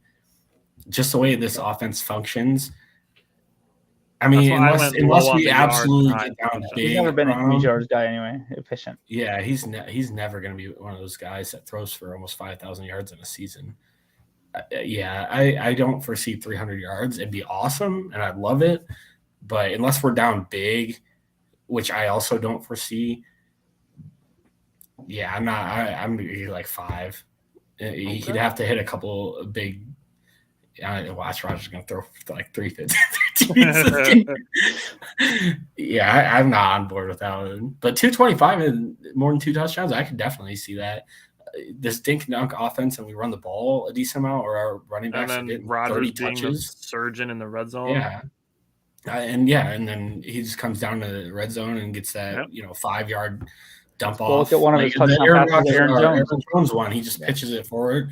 There's I could definitely see that one. Finding Lazard in the red zone again. Yeah. Brian, give me your third one. The Packers get a pick 6 off of Brady. Mine has to do with interceptions too. 30. Wow, we transitioned that's pretty high. fucking flawlessly on the Simon Says portion. I have Packers defense gets 2 interceptions. Yeah, like 5, 10, 15. So around there. It just 20. When's the last time Brady threw 2 interceptions 35. in a game? The NFC Championship game? I don't know. You probably have to ask Bears fans. They probably know about it. Bro, I got in an argument with like 4 of them today about Rodgers Brady. I'm like, what the fuck are you talking about? All Brady right, so for? are you guys good? Because I kind of got one, but it's not for necessarily this week. What does Simon say? Bakhtiari comes back and he makes the Pro Bowl. Ooh. Because now that we're getting in a few weeks, I feel pretty optimistic about him coming back. I feel like he's getting there. Like everyone's crying and poo-pooing. Oh, he should play, that's what I'm saying. Like, and I especially want to do it just so I can stick it to Packer fans. Yeah, like so That's hard. for the negative ones, because there are some supportive ones, but if we're being honest, the negative outweighs the positive. I would say at least 10 2 times. to 1. It's really bad. It's awful. Like Andy Herman went on a full minute rant about it. I haven't watched it, but I've seen like it was a 30-minute rant. I gotta watch it. We retweeted the main 1 minute of it, and it's terrible seeing how fans are turning on him. It's like, the guy plays for your team. You should be wanting him to get back. Also, it hasn't been 2 years. It has not been 2 years. Go read my article that I wrote about that. The fact that his injury happened on New Year's Eve 2020, so people are like, oh, that was 2 years ago. It's like, he got hurt literally on the last day of 2020. He missed 1 playoff game, 1 season. Yep. So that's where we're at with him. I would say like 20% chance. I was thinking 25. Yeah, 25. Because I think if he comes back either this week or next week, he'll get the 13 or 14ish games in. Right. I still feel like it's maybe not this week. I think next week is like, if he's going to come back, I would love for him to play this week, but he still just haven't had a full practice. I think we'll see that. That'll be our indicator. But I think they're still just tinkering with his practice schedule, what they can do best for him. And I can tell you until right now, Josh Nyman makes a mistake, dude, honestly, there's really no need to rush him. You back. still, no rushing. You still want to get him on the field and let him play. And I can tell you, Matt LaFleur is getting so sick of answering the questions. Like, I love his responses every time. I'm surprised he even said he'll be out there today. I'm surprised he didn't say we'll see. Like, he's getting so pissed off with all these questions. It comes with the territory, though. Yeah, and he paid a lot of money to do that. But I forget the wording on this, and I'll have to go back and look. And I wanted to write it down, and I forgot. Josh Nyman is. You're fired. Okay, that's fair. I understand that. Josh Nyman is, I think, the 17th rated tackle in the league. So right tackle and left tackle. That's pretty good for a swing tackle. I think he was top 10 at left tackle. Yeah, he's like 7th or 8th or something, right? And then top 20 in the league. That just goes to show, like, he's been pretty solid for us. Yeah, solid, especially for a guy coming off the bench. Like, you almost never see a guy come off the bench and play that well. Yeah, you always see Packers. You do. I don't want to. It's fucking annoying for everybody. I don't necessarily want to trade the dude, but if Bakhtiari comes back and he's like, okay, it's Bakhtiari, he could be a huge that could be a huge dude. Trade what does his contract look like? He's not hardly nothing, but he's gonna get paid. We get to say week. I don't know when the trade deadline is actually. If I'm being honest, let's say we get to. I was just going to say week 7. So let's say we get to week 7 and the Texans are like, hey, we'll give you Brandon Cooks for Josh Nyman and a 6th round pick. Oh, yeah. He's a free agent next year. Yeah. Yeah, exactly. That's what I'm saying. Like, it's getting interesting because he's played really well. Or maybe we want to keep him around. I just don't know that we'll have the money to be honest, because teams are. He's going to earn a starting job somewhere. Like he's Oakland not or Vegas could use him. Yeah. He's not a household name, but he's going to scouts and coaches and stuff are smart. They're going to go back and look at that tape and see how good he was. He hits free agency. I bet you anything he signs on probably the second day of free agency next year. Yeah, he'll probably be a starter somewhere. Yeah, for sure. Yeah. All right, so we're going to do something a little bit different with our score predictions from now on because the 4 of us are all actually pretty analytical, but with the way that we do the show, we are, we're also optimistic. We talk about, nobody picked the Packers to go 17-0. But we also just spent the last hour and a half talking about how the Packers can still win this game, even if this is one that we had sort of projected as a loss, which I'm sure some of us did. So we're going to do 2 score predictions on our football games, and we're going to do one from the head, one from the heart. So one from the head is the more analytical of the 2 score predictions, and then the one from the heart is, we're looking at the optimistic side, the how can the Packers win, and if all things go right. So we'll do the head predictions first. Tampa Bay is favored by 1 point in this game. Jake, give me your score prediction from the head. Before I forget, the last time Brady threw 2 interceptions was the playoff loss to the Rams last year. Okay. I thought so. It probably does happen more than you think, but just gonna say, 11%. I had such a hard time with this, man. Fuck you.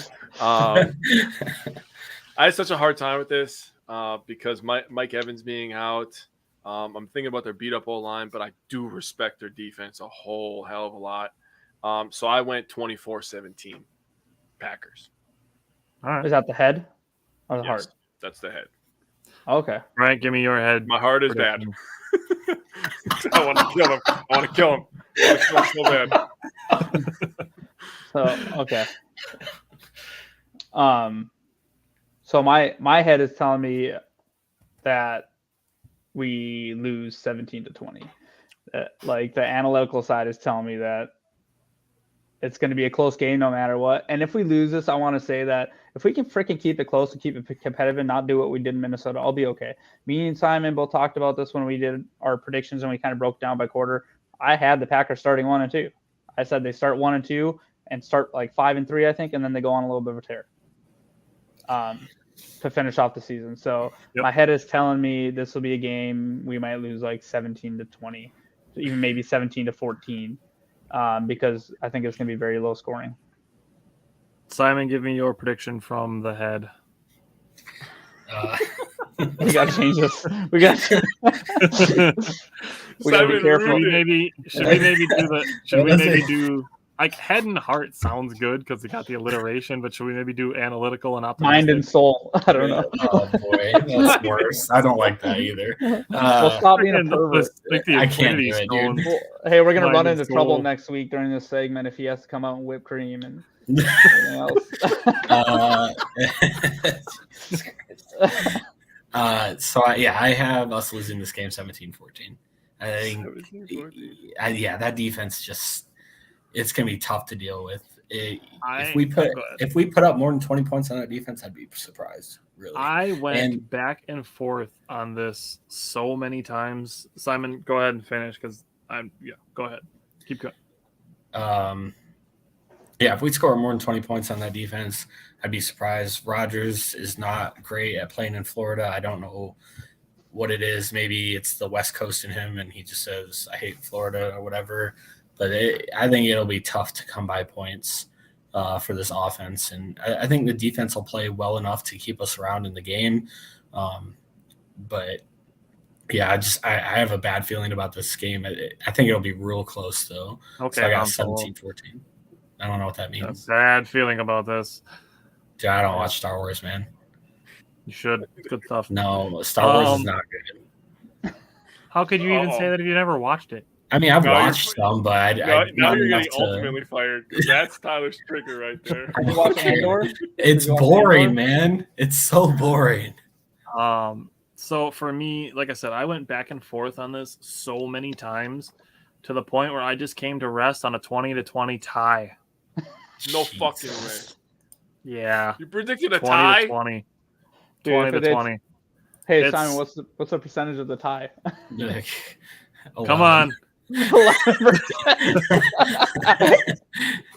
I can see seriously, it. Like I wrestled with this so many times. Like, well, what if this happens? Well, what if this happens? Well, what if this outweighs this and this outweighs that? Like, it's so much to potentially go right, to go in favor of the Buccaneers, to go in favor of the Packers, that I just settled on. It's gonna be 20-20. Hey, Jake, So- what was that stat you said that when they're doing lines, they normally give the home team 3 points, right?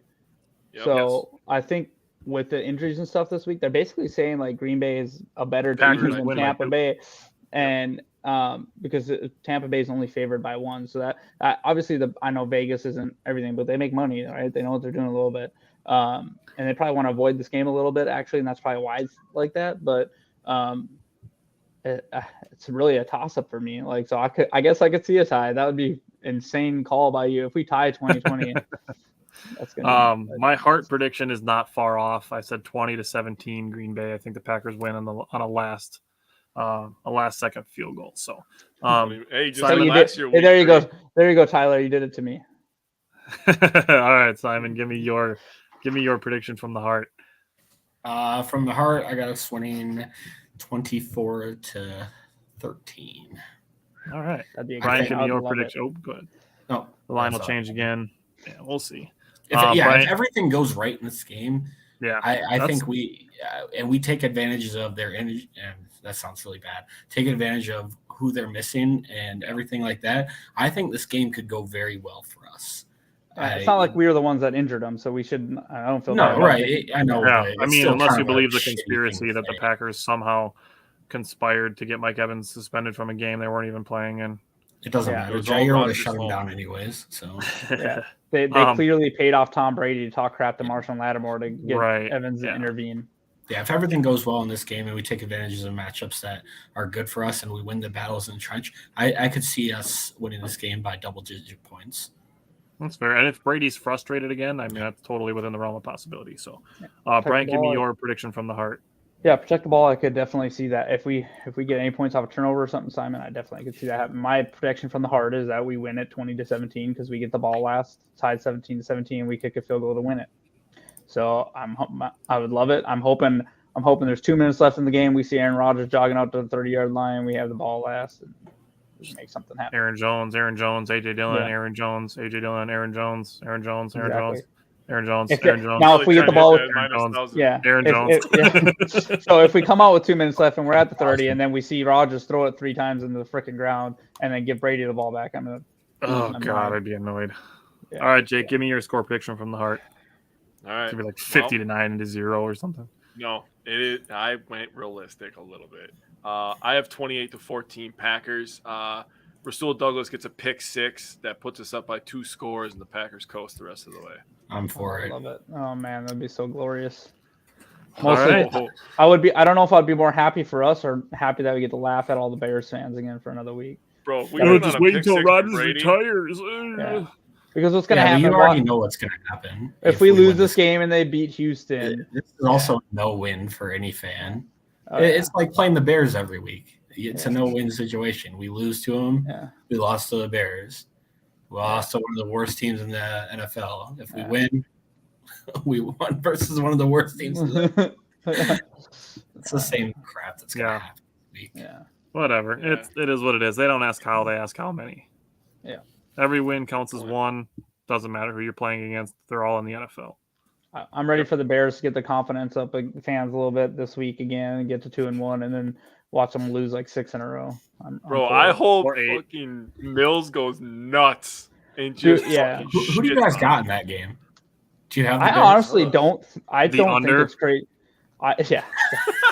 I honestly don't think it's crazy to think that Davis Mills could win that game. Like I think don't Houston either. could, and it's Lovie Smith, so he's like, he's got that little bit of angst against Revenge the game Bears. narrative. Yeah, so I think they could win this game. I'm more interested in the Vikings Detroit game, to be honest. Yeah, I don't know who's going to win that game. I'll be honest with you. Detroit.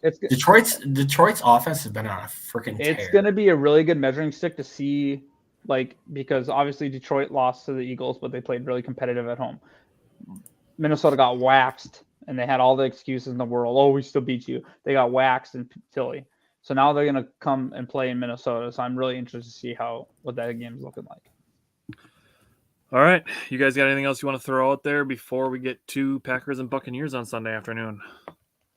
No, I'm So excited go. to see where this team is at. Yeah, good measuring stick in week 3. So that'll be fun to watch. So thank everybody for watching the show and for commenting along. Tyler, I hope everything goes well this weekend and you get to watch the game in peace, whether it be before or after baby. But I will see you guys next week then.